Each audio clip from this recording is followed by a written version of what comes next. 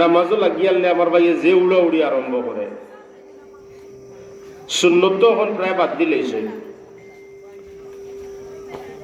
ওই যে মসজিদও হামাইবার সময় আমরা আগর মানুষ হলে দেখছি, আমরা মুসল্লি যারা আসলা, আমরা তো মসজিদ ও ইমামতি করি হিসাবে বুধভাই নানি বুধভাই, কিন্তু বুধভাইয়া বুঝাই হয় তখন কেউ যদি আমল করেন, আমি তো ইমাম সাহেব তার মাথাত বাড়ি মারতে পারতাম না, হওয়ার চেষ্টা করি। এখন কেউ যদি মানে না, দেখবা তো সুন্নত আমরার মাছ থেকে গেছে গিয়া। জুমার দিন আইলে মসজিদও গিয়া অজু করিও, মসজিদও গিয়াও 2 রাকাত তাহিয়াতুল ওযুর সুন্নত নামাজ পড়া হইতো। তাহিয়াতুল ওযু সুন্নত 2 রাকাত পড়িয়া দখলিল মসজিদ সুন্নত 2 রাকাত নামাজ পড়তা।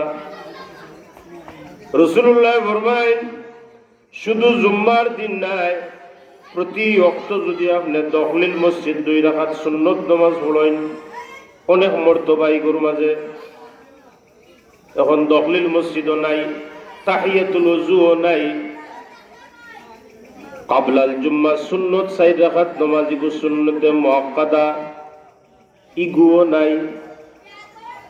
দেখবা মসজিদের ভিতর খালি, আর যেই মাত্র মুয়াজ্জিনে খুতবার আজান দিলেইছেন, ফট করে মসজিদের ভিতর পড়ে গেছে, সব মুসল্লি হল আইছে। এর মাঝে বহুত মুসল্লি হল আছে, খুতবাও হইল না, দৌড়িয়া জামাত শরীক হই। তো এর মাঝে আরো তারা ফতোয়া আনি নিয়েছেন, কয়েকটা নতুন নতুন কত ফতোয়া আইছে না, কত ফতোয়া আইছে।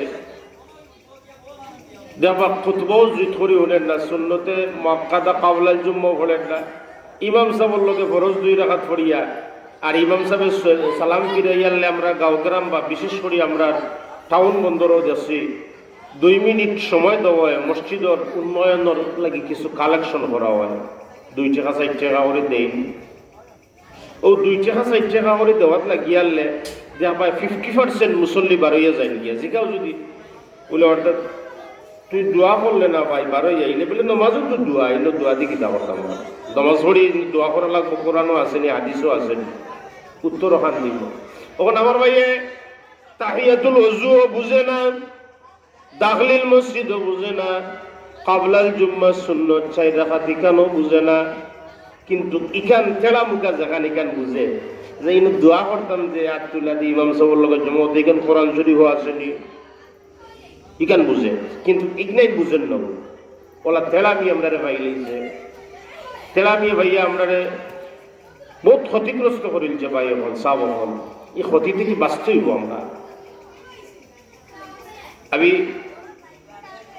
লক্ষ্য করছি মিয়া সাহেবজি আমার উস্তাদে যে সময় বাদ আসর ওয়াজ করো, একটা শব্দ আমার খাটো আইছে যে হাসরের ময়দানে আল্লাহ মানুষরে মাফ করে দিতে কি ফরজ যারা তরফ করছে, এই ফরজর ঘাটতি আল্লাহ পূরণ করতে গিয়ে অনেক সুন্নত এবং নফল নিয়ে আইন করবা, পূরণ করবা।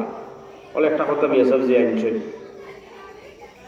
এটা অনেক গুরুত্বপূর্ণ কথা হয়েছে, কিন্তু আমার ভাই এখানে উনার যেই তো নাই কইব কই ফরজ আর কই সুন্নত আর নফল।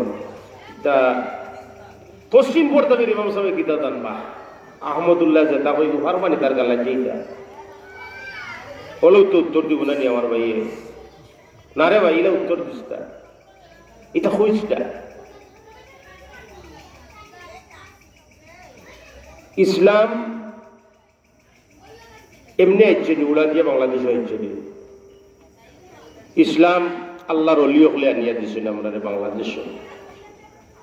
আল্লাহর অলি হলোর মাধ্যমে আমরা ইসলাম পাইছি, অলি হলোর মাধ্যমে আমরা মাদ্রাসা পাইছি, আল্লাহ আর অলি হলোর মাধ্যমে আমরা মসজিদ পাইছি, আমরা মুসলমান হয়েছি। এর লাগি আমরা অলি আল্লাহ, আমরা কবির যারা তারা যে নসিহত করেন এর মাঝে আমরা আমল করার চেষ্টা করি। কোরআন হাদিস তো বটেই, অবশ্যই কোরআন হাদিস আপনি মানতে হইব।